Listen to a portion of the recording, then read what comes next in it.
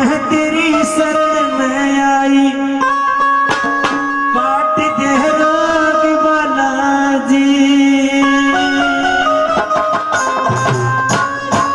कौन कौन अपने शरीर के अपने घर के रोग दोष दूर आज इस दरबार में करवाना चाहता है? एक बार सीधे सीधे हाथ उड़ा दो।